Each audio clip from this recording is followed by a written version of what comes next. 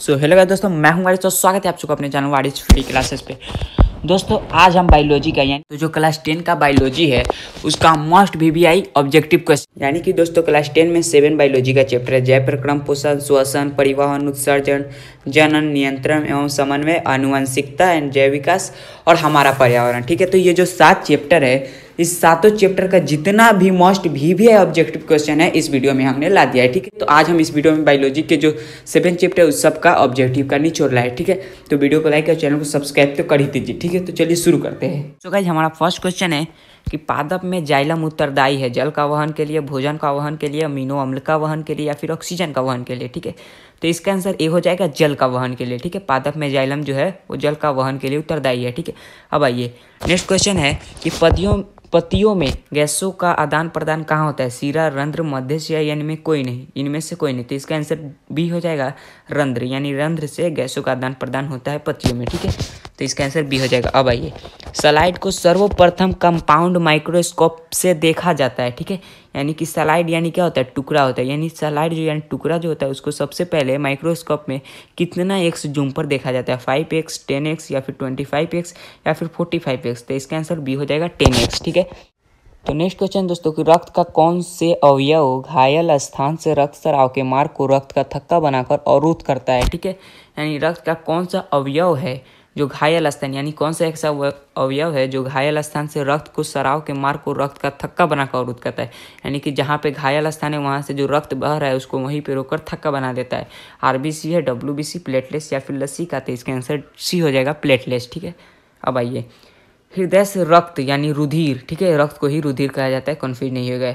हृदय से रक्त को संपूर्ण शरीर से पंप किया जाता है। ठीक है, संपूर्ण शरीर में पंप किया जाए, यानी हृदय से जो रक्त है उसको संपूर्ण शरीर में किसके द्वारा पंप किया जाता है? ठीक है, तो इसका आंसर हो जाएगा दोस्तों नीलय द्वारा। ठीक है, इसका आंसर बी हो जाएगा। अब आइए ECG का पूरा नाम क्या है, यानी इसका फुल फॉर्म पूछ रहा है ECG, तो ECG का होता है इलेक्ट्रोकार्डियोग्राफ। आंसर बी हो जाएगा। ठीक है, अब आइए मैग्नीशियम पाया जाता है, तो मैग्नीशियम कहाँ पाया जाता है? तो हम लोग सब जानते हैं मैग्नीशियम जो होता है वो पौधों में पाया जाता है। ठीक है, और जो आयरन होता है वो इंसान में पाया जाता है। ठीक है, तो मैग्नीशियम पौधों में पाया जाता है, तो यहाँ पे पौधा नहीं दिया है बल्कि क्लोरोफिल दिया है, यानी कि जो क्लोरोफिल है उसी में मैग्नीशियम पाया जाता है। ठीक है, अब आइए निम्नलिखित में किसे कोशिका का ऊर्जा मुद्रा के रूप में माना जाता है? तो हम सब जानते हैं ATP। ठीक है, यानी ATP को ऊर्जा मुद्रा के रूप में माना जाता है। अब आइए पौधों में श्वसन क्रिया के अंतर्गत ATP के टूटने से कितनी ऊर्जा मुक्त होती है? तो इसका आंसर हो जाएगा दोस्तों 3.5 kg पर मोल। आंसर सी हो जाएगा।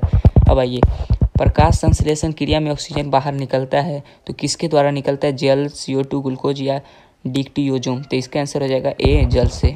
ठीक है, अब आइए स्वपोषी पोषण के लिए आवश्यक है, तो स्वपोषी पोषण यानी कि पेड़ पौधा, तो उसके लिए तो भाई साहब तीनों आवश्यक है, CO2 भी है, क्लोरोफिल है, सूर्य का प्रकाश, तीनों है। तो इसका आंसर डी हो जाएगा, इनमें से सभी। ऑक्सीन है, ऑक्सीजन नहीं दोस्तों, यहाँ पे आप क्वेश्चन है ऑक्सीन है, तो ऑक्सीन क्या है? ऑक्सीन एक वसा है। इसका आंसर एक सेकेंड, इसका आंसर ए हो जाएगा, वसा है। ठीक है, अब आइए द्विखंडन होता है, तो द्विखंडन किस में होता है? द्विखंडन अमीबा में होता है, तो इसका आंसर ए हो जाएगा। ठीक है, अब देखिए इथाइल अल्कोहल किस प्रकार के श्वसन में बनता है? ठीक है, इथाइल जो अल्कोहल होता है वो किस प्रकार के श्वसन में बनता है? वायवीय, अवायवीय या दोनों, या इनमें कोई नहीं? तो इसका आंसर बी हो जाएगा, अवायवीय। ठीक है, देखिए अब आइए यकृत में निम्न में से कौन सा रस निकलता है? तो यकृत से क्या होता है? पीत रस निकलता है। इसका आंसर सी हो जाएगा। अब नेक्स्ट क्वेश्चन है कि प्रकाश संश्लेषण होता है कौकों में, जंतुओं में, हरे पौधों में, परजीवियों में? तो हमने बताया कि हरे पौधों में। ठीक है, अब देखिए यहाँ पे है कि हरे पौधे कहलाते उत्पादक, अपघटक या फिर उपभोक्ता या आहार से कहलाते? इसका आंसर ये हो जाएगा, हरे पौधे उत्पादक कहलाते हैं। ठीक है, और हरे पौधे को जो खाते हैं वो उपभोक्ता कहलाते हैं। ठीक है, अब देखिए इनमें सामान्यतः किसका उपयोग कोशिका द्वारा ऊर्जा उत्पादन के लिए होता है? तो हम सब जानते हैं इसका आंसर सी हो जाएगा, ग्लूकोज। ठीक है, अब आइए मनुष्य में सांस लेने और छोड़ने की क्रिया को क्या कहते हैं? सांस लेने और छोड़ने की क्रिया को हम लोग क्या कहते हैं? तो श्वासोच्छ्वास, बी आंसर हो जाएगा। ठीक है, अब आइए निश्वास द्वारा निकली वायु में रहती है, निश्वास द्वारा निकली वायु में रहती है, क्या रहती है? CO2, O2, पाइरूवेट या फिर नाइट्रोजन? तो निश्वास द्वारा CO2 ही बाहर निकलती है, तो इसका आंसर ए हो जाएगा, CO2। तो नेक्स्ट क्वेश्चन दोस्तों कि प्रकृति में ऑक्सीजन का संतुलन कैसे बना रहता है? ठीक है, तो इसका आंसर हो जाएगा दोस्तों प्रकाश संश्लेषण द्वारा। ठीक है, यानी ऑक्सीजन और कार्बन डाइऑक्साइड दोनों का संतुलन प्रकृति में क्या प्रकाश संश्लेषण द्वारा बना रहता है, तो इसका आंसर बी हो जाएगा। अब आइए नेक्स्ट क्वेश्चन में रक्त इनमें किसके उपस्थित के कारण लाल दिखता है? तो इसका आंसर हीमोग्लोबिन हो जाएगा। ठीक है दोस्तों, बी आंसर। अब आइए, इनमें कौन प्रकाश संश्लेषी अंगक है? तो अंगक कौन है? तो हरित लवक। इसका आंसर ए हो जाएगा। अब आइए, वायुमंडल में CO2 गैस की उपस्थिति है तो कितनी मात्रा में? तो 0.03%, यानी कि सी आंसर हो जाएगा। ठीक है। अब आइए, ग्रहणी भाग है तो ग्रहणी छोटी आंत का भाग है तो इसका आंसर सी हो जाएगा। अब आइए कि हरे पौधे में पोषण की विधि कहलाती है। हरा पौधा में पोषण की विधि क्या कहलाती है? तो हरा पौधे में पोषण की विधि स्वपोषण, हमने आपको बताया ही था। ठीक है, तो इसका आंसर सी हो जाएगा। अब आइए, अमीबा है तो अमीबा क्या है? तो अमीबा भाई प्राणी समभोजी है तो इसका आंसर सी हो जाएगा।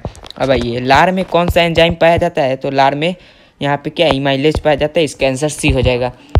वसा का पाचन किसके द्वारा होता है? ठीक है दोस्तों, अगर चैनल को सब्सक्राइब किए तो आपको पहले एक वीडियो मैंने बताया था कि वसा का पाचन कैसे होता है हमारे शरीर में।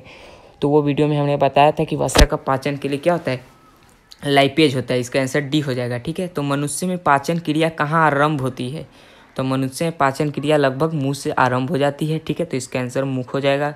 ठीक है, यानी शुरुआत हमारा मुंह से ही पाचन क्रिया का हो जाता है, किसी भी कोई भी भोजन का। ठीक है, तो किस, अब आइए, अब हमारा नेक्स्ट क्वेश्चन है कि किस पाचक रस के प्रभाव से आमाशय में दूध थक्का सा जम जाता है? तो इसका आंसर हो जाएगा दोस्तों रेनिन। ठीक है, इसका आंसर रेनिन हो जाएगा, बी। मानव हृदय में कितने कोष्ठ होते हैं? तो मानव हृदय में 4 कोष्ठ होते हैं, डी हो जाएगा। मानव हृदय का औसत परकुचन दाब, तो लगभग ये 2013 में पूछा गया है तो इसका आंसर हो जाएगा 120, यानी ए। पौधे में वाष्पोत्सर्जन किस भाग में होता है? तो पौधों में वाष्पोत्सर्जन पत्ता में होता है, इसका आंसर सी हो जाएगा।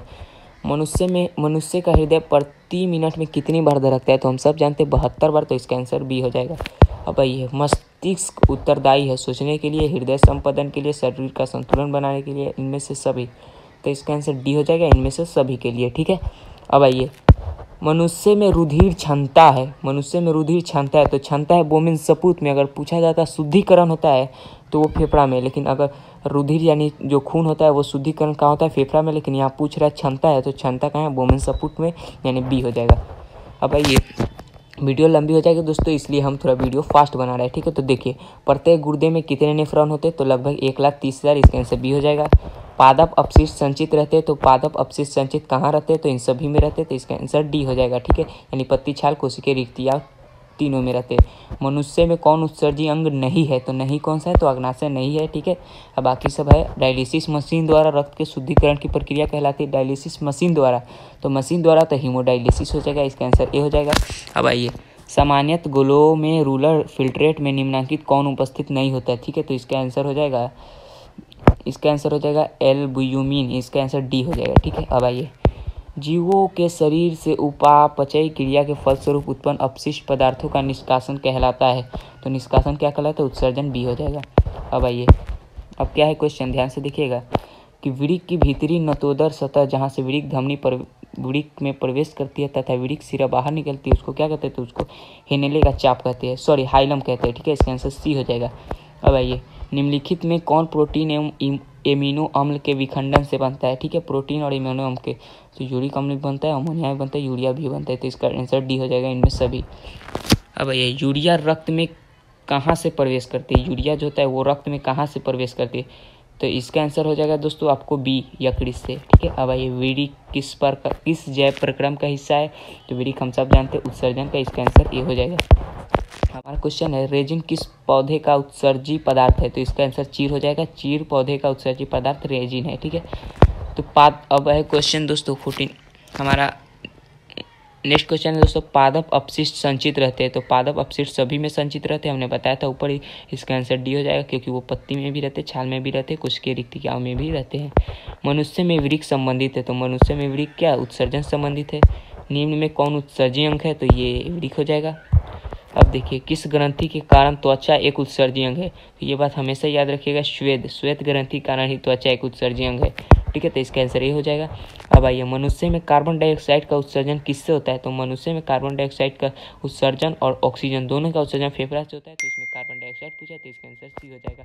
अगर ऑक्सीजन भी पूछता है तो आप सी मार सकते थे। ठीक है, अब देखिए, निम्नलिखित में से कौन सा पदार्थ अमोनिया के साथ मिलकर यूरिया बनाता है? इसका आंसर ऑक्सीजन हो जाएगा, ऑक्सीजन ही है जो अमोनिया के साथ मिलकर यूरिया बनाता है। ठीक है, अब आइए नेक्स्ट क्वेश्चन है हमारा और लास्ट क्वेश्चन है कि पराग नलिका का बीजांड की ओर वृद्धि करना किस प्रकार का अनुवर्तन है।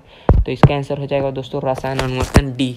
तो दोस्तों उम्मीद करता है वीडियो पसंद तो वीडियो को लाइक कर दीजिए, चैनल पर नए हैं तो चैनल को सब्सक्राइब कर दीजिए। और अगर चाहते हैं फिजिक्स का या फिर केमिस्ट्री का या फिर कोई भी बुक यानी कि हिस्ट्री ज्योग्राफी मतलब कोई भी नॉन हिंदी कोई भी सब्जेक्ट का अगर आप चाहते हैं पूरा ऑब्जेक्टिव क्वेश्चन या फिर सब्जेक्टिव भी क्वेश्चन तो आप कमेंट कर दीजिए, हम नेक्स्ट वीडियो में ला देंगे। ठीक है, चलिए हम मिलते हैं नेक्स्ट वीडियो में। नहीं सोचिए मत, सब्सक्राइब कीजिए।